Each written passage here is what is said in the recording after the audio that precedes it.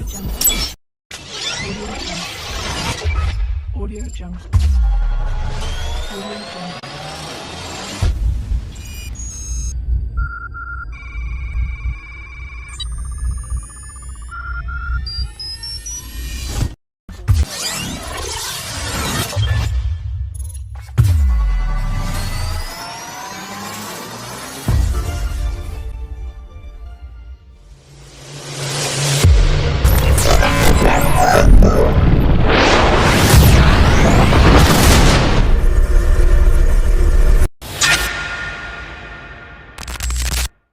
Nanay!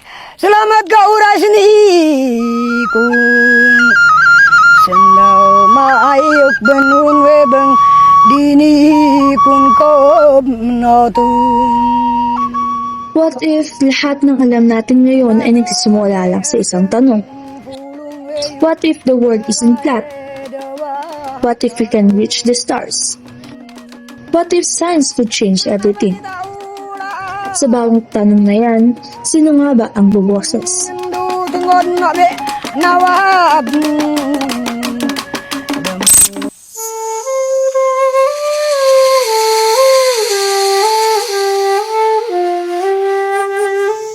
This is the story of questions.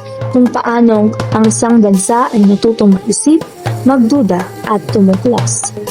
Isang kwentong hindi lamang isinulat sa tinta, kundi sa hangin ating nilalanghap, sa lupang ating sinasaka at sa tubig na nagbibigay buhay sa atin. At tulad ng bagong kwento, nagsisimula ito sa panibagong henerasyon ng mga kabataang handang magtanong, ang tanong na nagpasimula ng lahat. What if science never existed?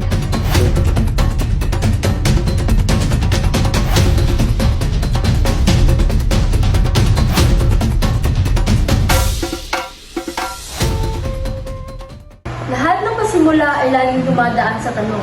Tanong na magbubukas ng ating curiosity, what if? Ang simpleng tanong na what if ay nagbabago sa kung paano natin tignan ang mundo. What if the world is not what we think it is? What if sa bawat sagot na alam natin ay hindi lamang science ang kaya magpaliwanag dito? Naniniwala ako na hindi natin kailangan ng science para maintindihan ang mundo. It can solely be explained by the Bible. So sinasabi mo bang lahat ng bagay, including science, discovery, even nature, ay may paliwanag na sa Bible? Oo, science came up from the Bible.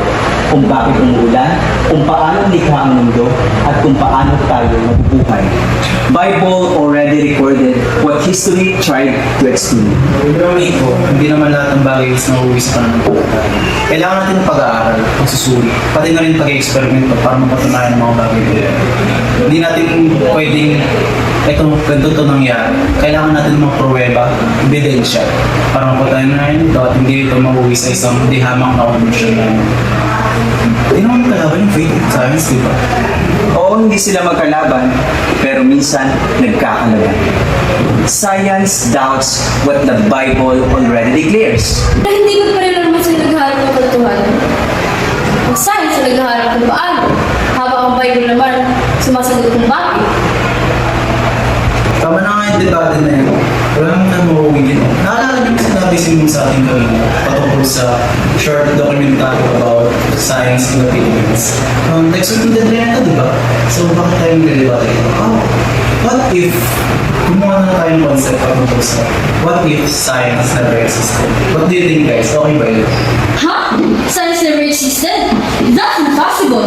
Exactly. What if science never existed? Would it be the same as our ancestors do na titingin pa sila sa kalangitan at pagbasda ng constellation para malaman ang season? Magkakaroon kaya tayo sa pagkakaroon para mabuhay sa mundo. Maintindihan kaya natin paano mabubuhay ang tao, paano gumagalaw ang mundo, paano umigot ang mundo. Magkakaroon kaya tayo ng sapat na gamot, lunas para sa mga sakit at makasurvive ang mga tao. In short, mabubuhay kaya tayo. Pupunta kaya tayo kung nasan tayo. Siguro nga hindi, pero kahit walang siyensya, mayroon tayong pananampalataya na hawak sa atin. Maybe that's our story, Rico. Hindi lang kung sa ano ang science, kundi bakit ito nagsimula? Hindi ka sorry Miko. No, Mia. Hindi mo ba napapansin? Kaya nawawala ng balanse ang mundo dahil mas pinili ninyo na maniwala sa technology and science instead na maniwala sa ating banal na Panginoon. Kaya na tayo nagkakaproblema, Mia Kasi mas ginagamit ninyo ang mga logical reasoning ninyo kaysa maniwala sa pananampalataya. What if mali ka, Miko? What if kaya tayo binigyan ng isip para gamitin natin ito? Hindi na tayo ginawang mangmang, Miko. Ngayon ako na muna, wala mo nang magsasalita. Kung gusto niyo matapos ang project ito, kailangan ng focus, okay? What if tayo mismo mga Pilipino ang nagturo ng agham bago pa man dumating ang mga banyaga? Mag-focus tayo doon. What if ang mga ninuno natin ang mismo nagturo patungkol sa agham? Alam na ng mga ninuno natin kung paano ang tamang pagpredikta ng season at kung ano mangyayari, kung uulan ba o magtataginit at kailan sila mag-aani. What if focus tayo doon? Focus tayo, okay? Wala mo na mag-aaway. Wala tayong matatapos hanggat nag-aaway kayo. Okay?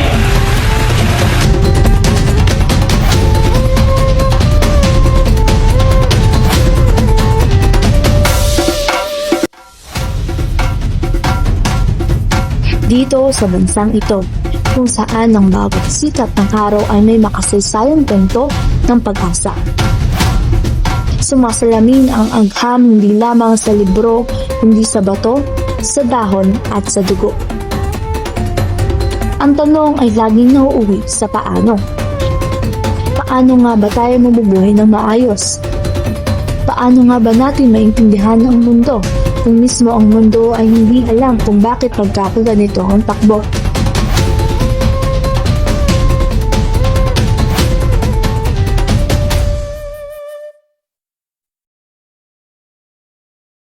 Sa totoo lang, hindi naman natin kailangan hintayin ng mga dayuhan para matutong mag-isip at gumawa.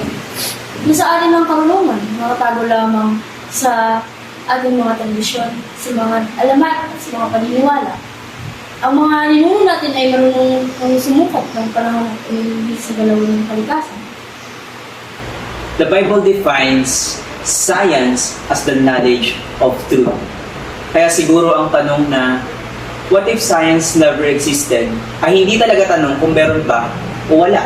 Bagkus ang tunay na tanong ay, naiintindihan pa kaya natin ang ating tunay na siyensya? So yan, nagkakasundo na kayo. Ngayon balik tayo sa project. May nakita akong video dito sa YouTube about pre-colonial science and technology in the Philippines. Bakit tayo makasagot sa tanong natin? Tama, dito natin makikita kung saan talaga nagsimula ang agham sa bansa natin. Or else, baka mas lalo pa tayong madagdagan ng mga tanong.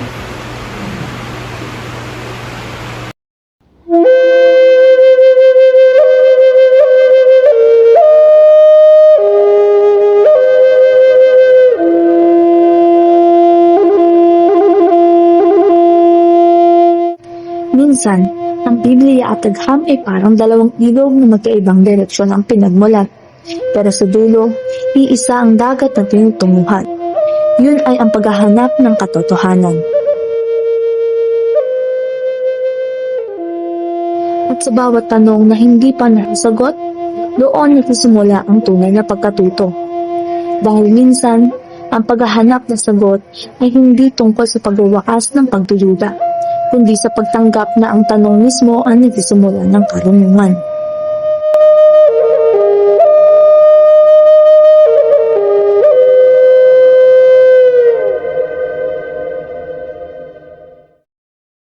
Guys, ready na ba kayo? Ito na! Let's see how it all began. Let's find out what our ancestors really knew.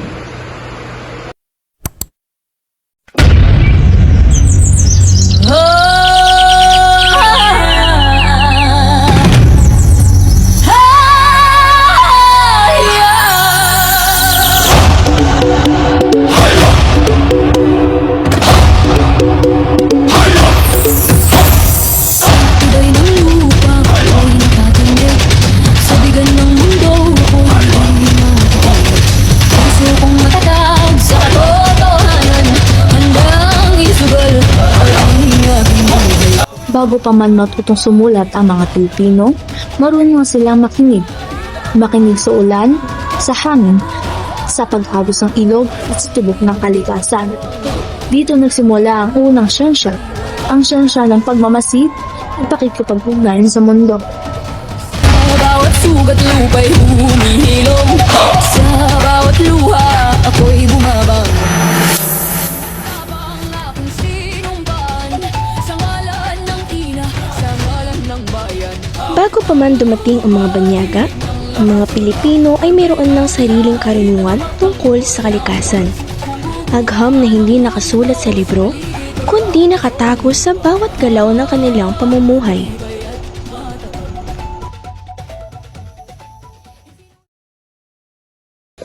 Ngayong araw, nandito kami sa isang maliit na komunidad sa paanan ng bundok.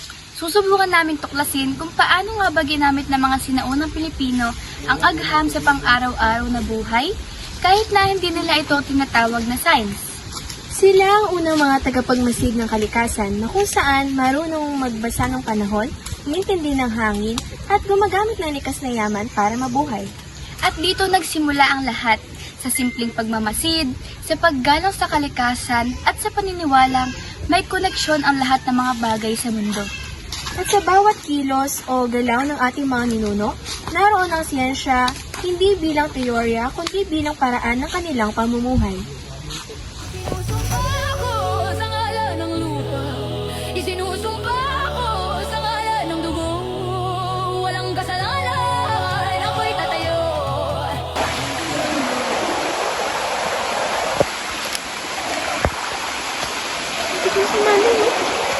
Nay, ano pong ginagawa na dyan? Mga iha, dahon to ng tuba.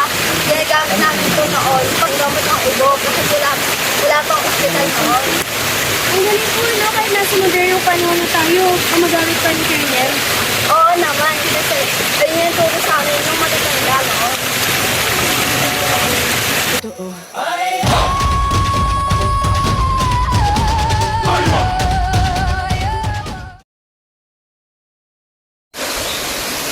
Bago pa man maimbento ang mga modernong gamot, ang ating mga ninuno ay gumagamit na ng mga halamang gamot bilang natural na panlunas.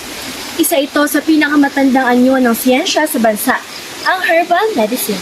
Ngunit, hindi lang sa pagpapagaling ginagamit ang karunungan noon. Ang mga magsasaka ay marunong ding bumasa ng langit upang malaman kung kailan ba sila magtatanim o mag-aani.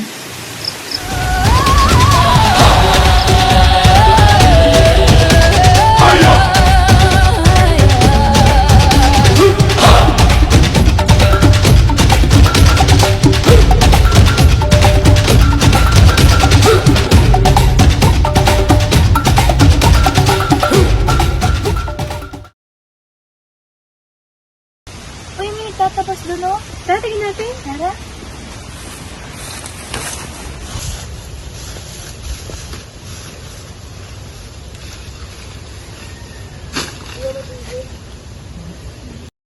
Magandang araw po, Tay. Meron lang po kaming konting katanungan. So, Tay, sa pagtatanim po ba, meron po bang tamang proseso sa pagtatanim at pag-aani? Ano po yung mga bagay na kinukonsidera rito? Ganito kasi yun. Kapag mababa yung bituin sa langit, sa langit ng gabi, ay alam namin na magtatag-araw. Kapag malakas naman yung hangin galing sa bundok, alam naman namin na magtatag-ulan.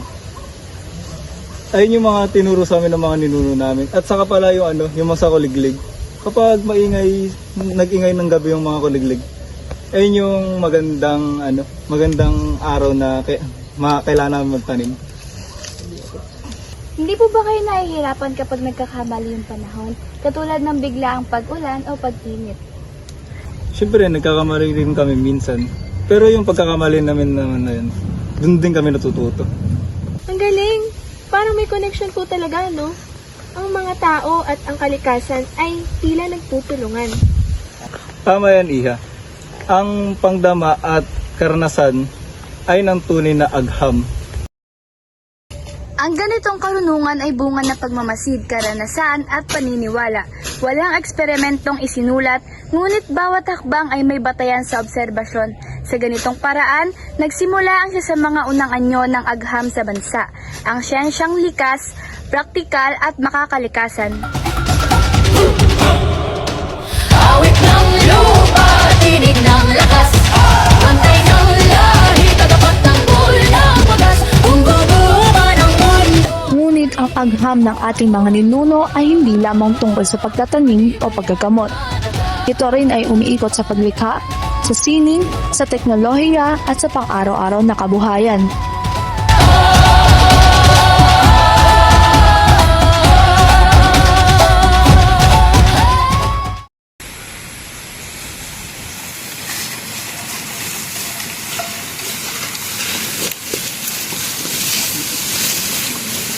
Mga nanay, ang trabaho naman po na ginagawa nyo. Ay oo mga iha, matagal ng tradisyon ito sa amin ang pagbuha ng kawayan. Mga babae noon ay kumukuha ng kawayan upang may gamitin panggawa ng mga basket. Ngunit hindi lang kawayan ang kailangan namin. Siyempre kailangan din namin ng mga kutsilyo, o kaya itak na matataling na bagay na siyang panggawa ng basket. Siyempre may kasama na rin tiyaga. Ibig sabihin po nun, para may sarili kayong sistema ng paggawa noon kahit na wala pa pong mga makina? Tama, iha. Siyempre, kailangan natin gumawa ng mga bagay na maitutulong natin sa pang-araw-araw na buhay. Mga iha, ang pagkuha ng kawayan ay may tamang tigas at lambot. Parang agham din, may tamang proseso.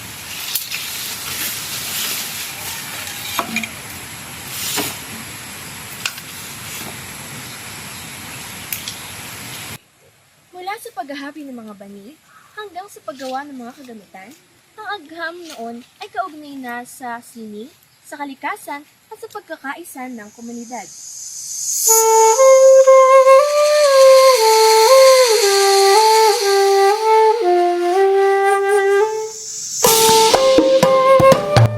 Ang ganitong gawain ay patunay na maging sa sining at pang-araw-araw na kabuhayan.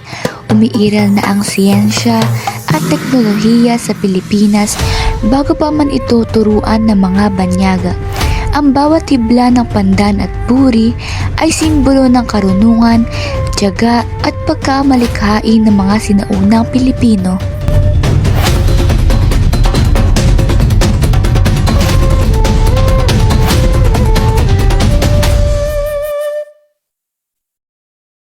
Ang ganitong uri ng karunungan ay bunga ng pagmamasid at karanasan na kung saan ay isang anyo ng siyensya na likas sa mga Pilipino. Mula sa lupa hanggang sa langit, ang kalikasan ang kanilang libro. Ang buwan at araw ang kanilang orasan, at ang paligid ang kanilang guro. Kung iisipin, matagal na palang umiiral ang siyensya rito. At hanggang ngayon, nabubuhay pa rin sa mga komunidad na ito ang sinaunang kaalaman. Patunay na hindi kailangang imbentohin ang agham dahil matagal na itong bahagi ng ating kultura. At dito nagsisimula ang bagong yugto ng ating kwento, ang pagsasama ng sinuuna at nakabago.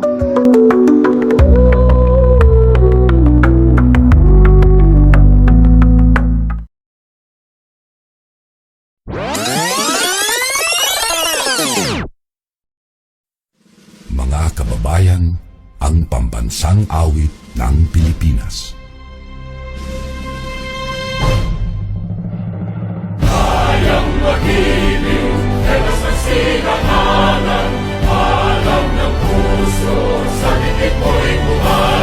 Mula sa mga bundok at ilog kung saan unang natutunan ng ating mga ninuno ang agham ng kalikasan, dumating ang panibagong yugto ng kasaysayan, ang panahon ng kolonisasyon.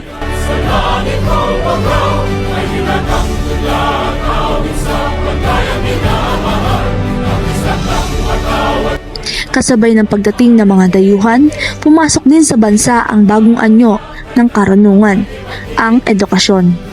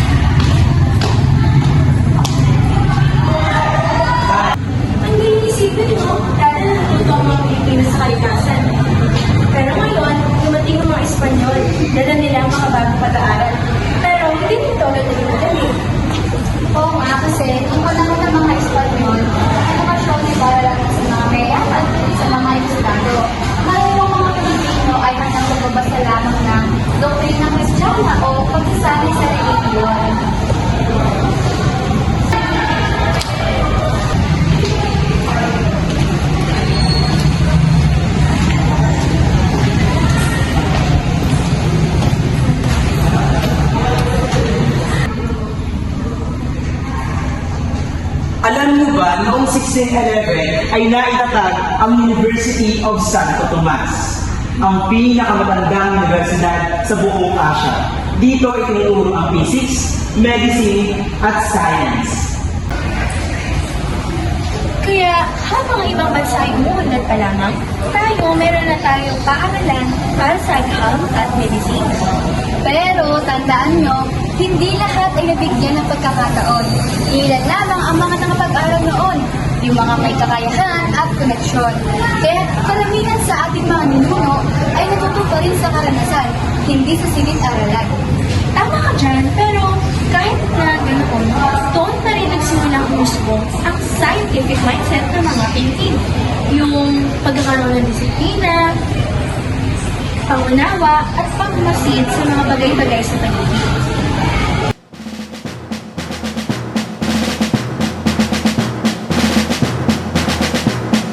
Dumating naman ang mga Amerikano noong 1900s, mas lalong nagbago ang anyo ng edukasyon at agham sa bansa.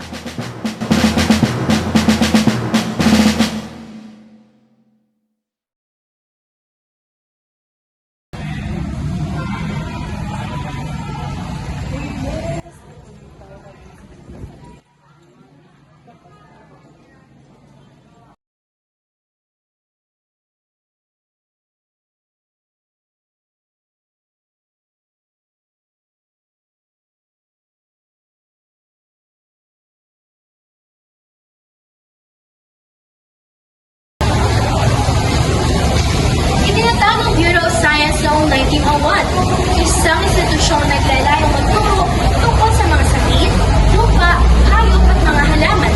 Layunin din nilang ipakita na ang agham ay pwedeng gamitin sa pang-araw-araw na buhay, lalo na sa pangkalusugan at agrikultura. At syempre, noong 1908, nagtatag ang University of the Philippines, ang kauna-unahang pambansang universidad ng bansa. At dito nagsimulang umusbong ang mga pag-aaral ng chemistry, biology, physics, at engineering. Kaya nga sabi nila, education is the backbone of progress. Dahil dito, unti-unti umusbong ang mga Pilipinong siyentista at inventor. Mga taong ginagamit ang kanilang karunungan hindi para sa sarili, kundi para sa bayan.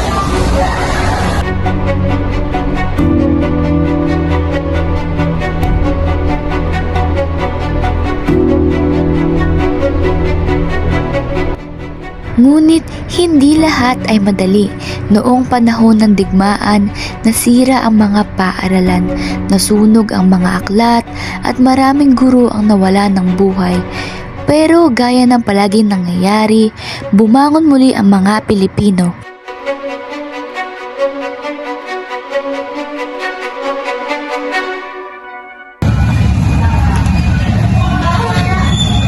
Sa pagbalik ng kapayapaan, itayo ang mga paaralan. Hindi na numbalik ang sigla ng mga kabataang Pilipino sa pag-aaral. Tama. At dahil dito nagsimula ang itagad ang mga science high school sa bansa. Katulad na lamang ng Philippine Science High School at Manila Science High School. Layunin nito sanayan ng mga kabataang may talento sa agham at teknolohiya.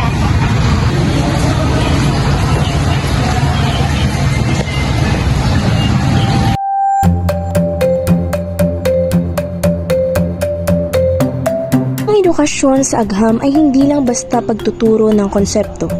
Ito ay paghubog ng kabataan na marunong mag-isip, magtanong, at maghanap ng katotohanan.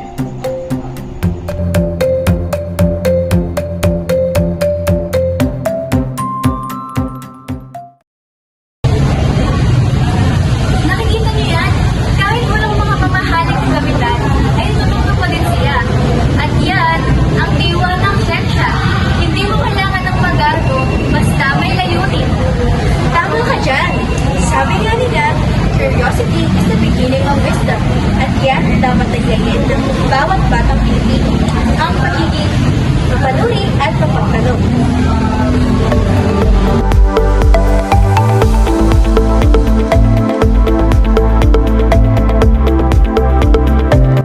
Lumipas man ang mga siglo, iisa pa rin ang layunin ng edukasyon sa agham sa Pilipinas.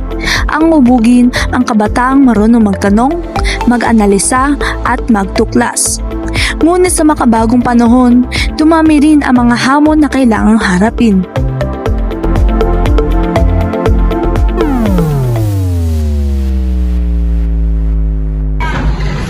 Iba na talaga ang panahon ngayon.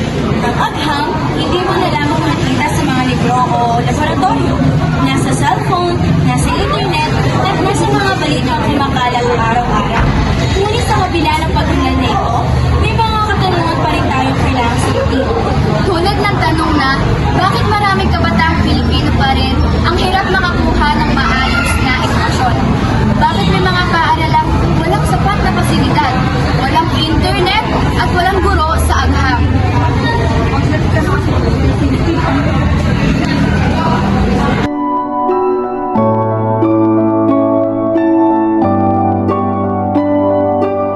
Sa bawat sulok ng bansa, may mga batang gustong matuto ngunit hirap abutin ang oportunidad. Ang iba, nag-aaral sila ng puno. Ang ilan, walang laptop o internet connection. Ngunit sa kabila ng lahat ng ito, nananatili ang pagnanais silang matuto.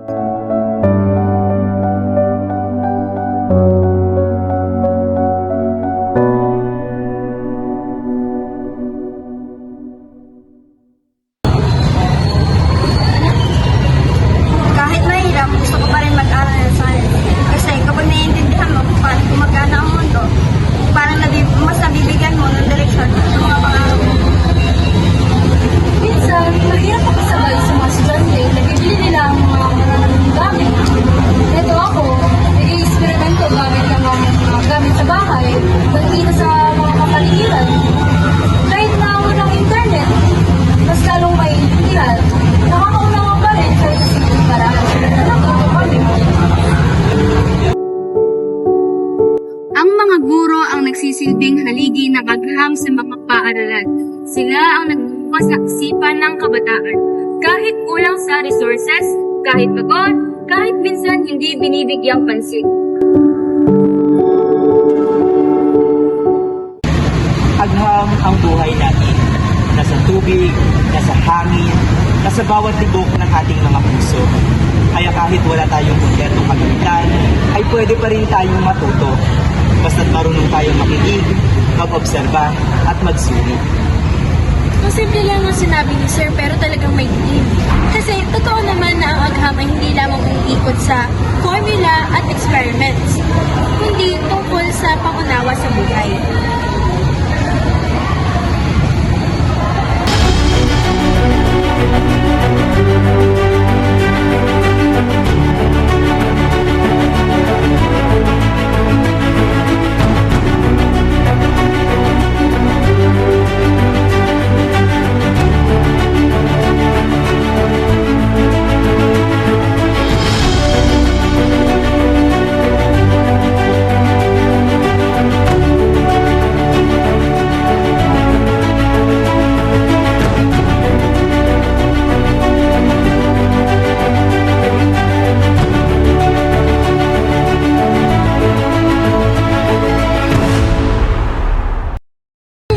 Sa kabila ng mga hamon, patuloy pa rin ang pagsusulong ng agham sa bansa.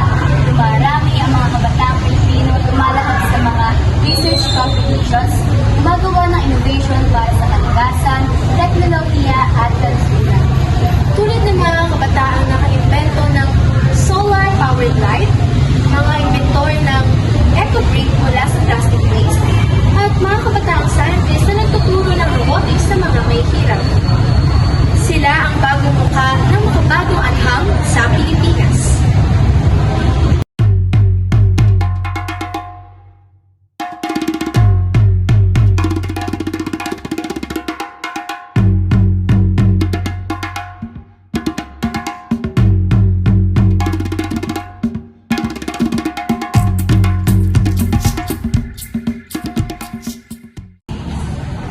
Okay, let's end our discussion here. So goodbye, class.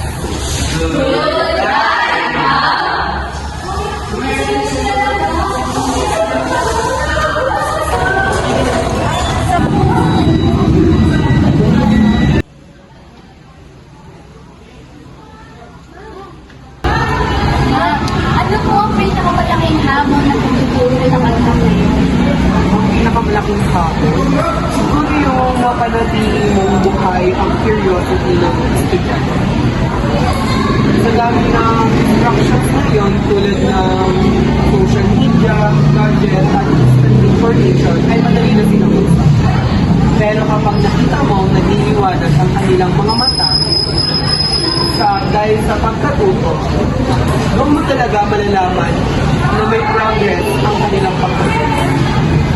Nasa 18.6% ng mga kabataan po sa Pilipinas ang hindi nag-aaral sa ngayon. Ang edukasyon ay hindi lang tungkol sa pagtuturo. Ito ay paghubog ng puso, ng isip, at ng pagkatao. Ang hamon ng makabagong panahon ay hindi lang kakulangan sa kagamitan, kundi kung paano natin gagamitin ang agham. Hindi lang para matuto, kundi para maglingkod, para umunlad, at para magtulungan bilang isang bansa.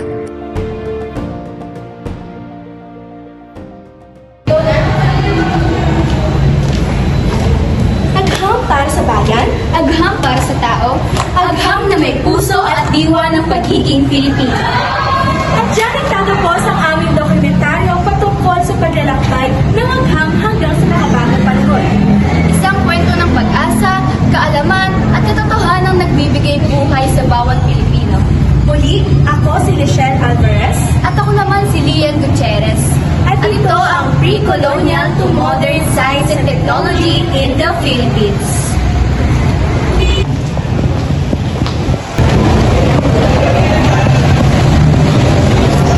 Tapos na.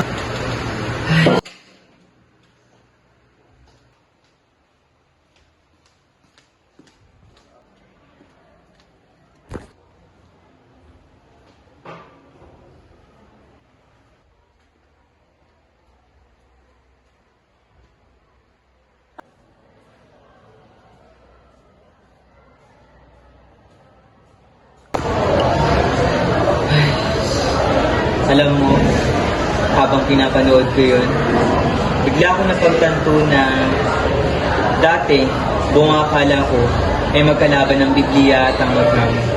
Pero ngayon, parang nahihiya ako sa harap ng Diyos.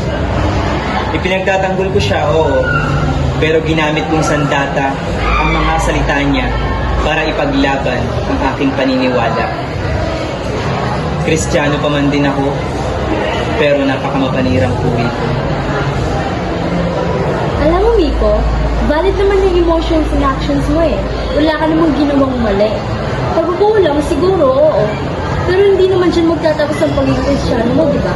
Kaya nga tayo pumutuklas eh. Because we're searching for truth. Siguro nga, naging sigurado lang ako. You know what, Nico? Ang faith and science ay para lang ito pang gawin. Pero hindi sila magkalaban. Ginawa itong dalawang ito para igabayan tayo, para matuto tayo na mas maigi at maunawaan natin at ma-appreciate natin ang mga bagay sa mundo.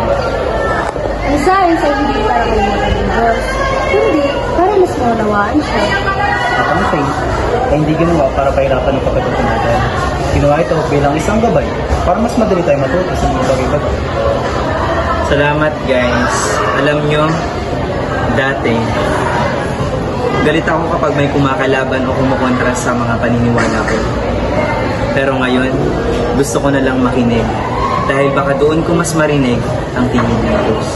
Yan ang totoong pagtukas nito, hindi lang sa labas, kundi sa loob ng puso natin. Ayan, pwede natin maging tema yan.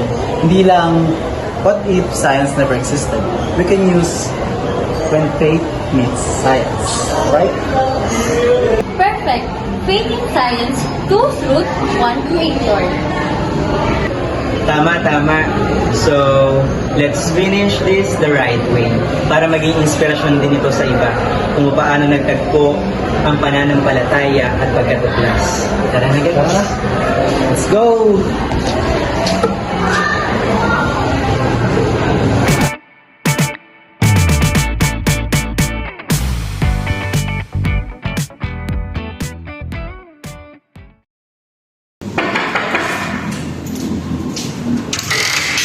Uy, andyan na pala si Ma! Good morning, Ma! Good morning po, ma'am.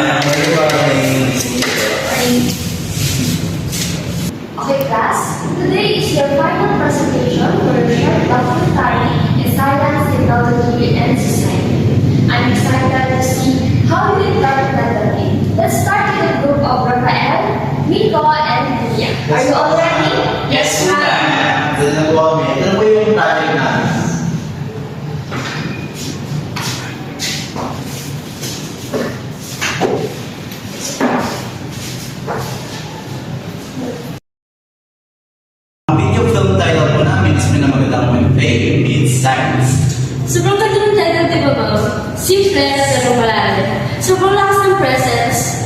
Parang pinagsama mo na ng mundo na nakakalain na hindi magkikita. That's an intriguing title. You mean to tell me your concept is connected with faith and science? That's a quite great approach. I'm curious, what made you decide on this concept? Dati po, akala ko ang pananampalataya ng sagot sa lahat. Pero habang ginagawa po namin yung video field na to, doon po namin mas napagtanto na may saysay din pala ang agham sa bawat pagtuklas ng mga tao, sa bawat paghahanap natin ng sagot, nandun ang Diyos. Nandun siya sa bawat bituin, sa bawat dahon, at sa bawat ideyang lumalago. Understanding science doesn't mean to replace God. It reveals Him even more. Ang ganda naman yung ni Anito. Para bang sinasabi niyang science at faith, hindi magkalaban. Magka-partner pala sila sa paghanap ng katotohanan. Exactly. Science asks how the world works, but faith reminds us why it exists in the first place. Ang dalawang yan ay napagtanto ko na magkasama. Dahil kung wala ang isa, hindi magkakaroon ng pangunawa. You know what? That's a very mature insight. Most people think science challenges faith, but what you just said shows that both can work hand in hand. Now, let's see how you put that message on your film. Yes, yun na.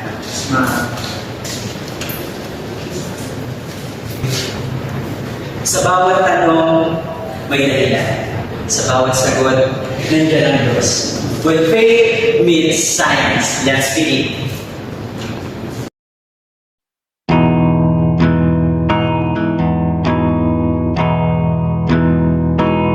Ang bawat tanong ay may kasaysayan.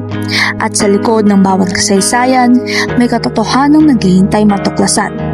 Sapagkat kapag nagtagpo ang pananampalataya at agham, ang karunungan ay nagiging higit pa sa kalaman, nagiging karunungan ng puso.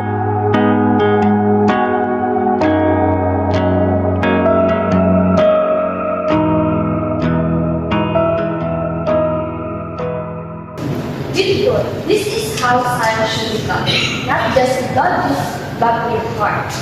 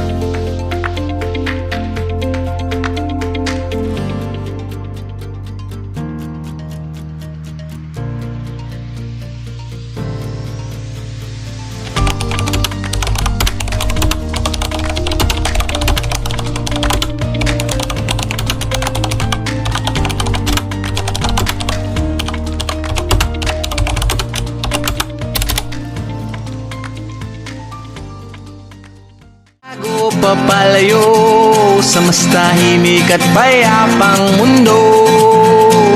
Umubulong ang hanging amihan at huni ng ibon. Dumudulog at tinatawag na tayo ng bundok.